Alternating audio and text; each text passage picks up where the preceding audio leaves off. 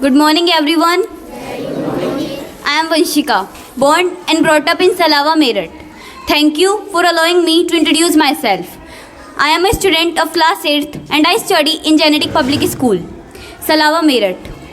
I believe my strength is my attitude and I like to take up challenges and I like to accept both success and failure in a balanced way to move forward. My short-term goal is to focus on my monthly tests and perform better than anyone else. And my long-term goal is to make my parents feel proud through my actions filled with extreme hard work. I always challenge myself to improve my progress and growth. That's all about me. Thank you for providing me with such an excellent opportunity. Let me tell you a story. एक बार एक बच्चा था जो पढ़ने में average था. उसकी जो घर की स्थिति थी वो बहुत ज़्यादा ख़राब थी. उसकी जो माता थी, उसकी जो मदर थी, वो हमेशा बीमार रहती थी. उनकी तबीयत बहुत ज़्यादा ख़राब रहती थी और उसके जो फादर थे वो एक फैक्ट्री में मजदूर थे. वो बच्चा मतलब बहुत ज़्यादा वीडियो गेम्स में बिज़ी रहता था.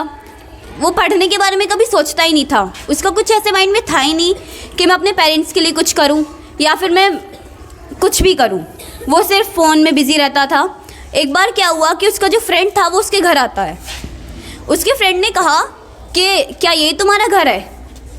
वो उसके घर में अंदर चला तो गया, लेकिन थोड़ी देर बाद वो बैठा रहा. उसने थोड़ी देर बाद कहा कि तुम्हारा घर कितना ख़राब है और तुम हमेशा वीडियो गेम्स में बिज़ी रहते हो. जो तुम्हारी मॉम है वो हमेशा बीमार रहती हैं और एक तुम हो कि तुम पढ़ाई भी नहीं करते हो.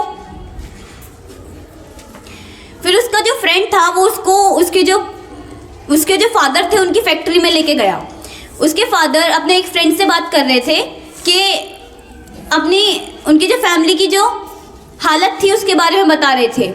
उनकी जो इनकम थी वो भी इतनी ज़्यादा नहीं थी. सब उनकी मॉम की दवाई वगैरह में ही खर्च हो जाता था.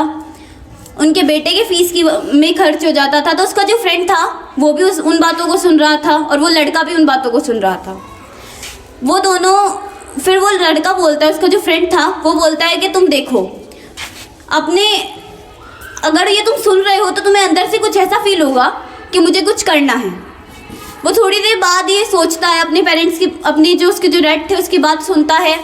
उसके बाद वो ये सोचता है कि मुझे कुछ करना है. उसने लगातार 2 साल तक पढ़ाई की और वो आगे जाकर एक बहुत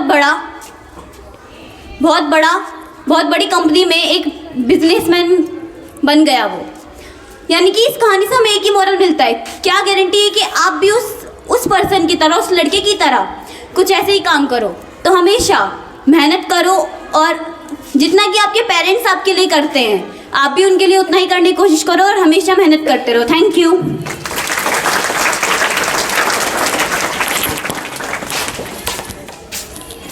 good morning everyone. I hope you all are fine. I am Meena, born and brought up in Salawa, Meerut. Thank you for providing me this great opportunity. There are 5 members in my family including me. I believe my strength is my attitude and I like to take up challenges. I like to accept both success and failure in a balanced way to move forward. My short-term goal is to focus on my monthly tests and perform better than anyone else. And my long-term goal is to make my parents feel proud through my actions filled with extreme hard work. Now, I want to present a speech in front of you. आपकी life में जो हो चुका उसकी परवाह करना आप बंद कर दो. कुछ नया सोचो, कुछ नया करो और आगे बढ़ो. जो हो चुका अगर आप उसको अपने दिमाग में दोहराते रहेंगे तो आप अपने काम में हमेशा असफल ही रहेंगे. यदि आप वाकई पीछे हुई घटनाओं को अपने दिमाग में दोहराते रहते हैं तो आप आगे कभी नहीं बढ़ पाएंगे और हर काम में असफल ही होंगे. मैं आपको एक एग्जांपल देकर बताना चाहूँगी, शायद आप मेरी बातों को अच्छी तरीके से समझ जाएं. मान लीजिए एक कमरे में किताबों का विशाल ढेर लगा है और आपको एक विशेष किताब का नाम बताया जाए और कहा जाए कि आपको उस विशाल ढेर में से यह किताब ढूंढनी है. तो मुझे लगता है आपको बहुत ज़्यादा समय लगेगा इसे ढूंढने में. यदि उन किताबों को सही तरीके से बुक शेल्फ में लगाया जाए तो आपको बहुत ज़्यादा कम समय लगेगा। इसी तरह जैसे वह कमरा किताबों के ढेर से भरा है, उसी तरह हमारा दिमाग भी विचारों के ढेर से भरा है। यदि आप आगे नहीं बढ़ेंगे उन चीज़ों को भूलकर जो आपके पीछे लाइफ में हुई है, तो आप कभी भी अपने लक्ष्य को न तो प्राप्त कर पाएंगे और ना ही अपनी लाइफ में कुछ कर पाएंगे।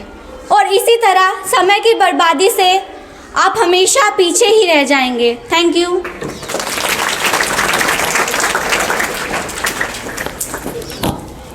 Good morning everyone. I am Avni, born and brought up in Salava, Meerut. Thank you for allowing me to introduce myself. There are 8 members in my family. I like to take up challenges. I like to accept both success and failure in a balanced way to move forward. My short-term goal is to focus on my monthly test and perform better than anyone else. My long-term goal is to make my parents feel proud through my actions filled with extreme hard work. And today I am here to express the poor children's, a topic of poor children's.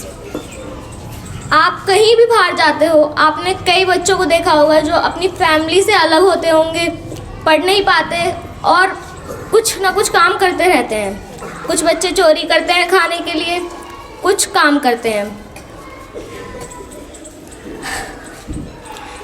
आज मैं आपको एक story सुनाना चाहती हूँ जो कि एक रियल स्टोरी है हमारे साथ जो हुई है। हम एक बार बाहर गए थे, वहाँ पे हमने देखा एक बच्चा बहुत तेज़ भागता हुआ आया मेरे पापा के पास और उसने कहा कि अंकल मैं आपके शूज़ पे पॉलिश करूँ। मेरे पापा ने मना कर दिया। मेरे पापा ने कहा नहीं, छोटे बच्चे ये काम नहीं करते, छोटे बच्चे तो पढ़ते हैं, आप स्कूल नहीं जाते। उस बच्चे ने कहा नहीं अंकल मैं स्कूल नहीं जाता। मेरे पापा ने कहा बड़े होके क्या बनोगे आप, स्कूल नहीं जाते तो। उसने कहा सर मैं पुलिस मैन बनूंगा, मैं पुलिस में जाऊंगा। सर कह रहे मेरे पापा ने कहा कि आपके मम्मी पापा कहाँ हैं। उसने कहा मम्मी पापा तो घर पे हैं। तो आप ये देखिए कि उसके मम्मी पापा ने तो उसे सड़क पे छोड़ दिया कि आप काम करो और पैसे घर पे लेके आओ, चाहे कैसे भी लेके आओ।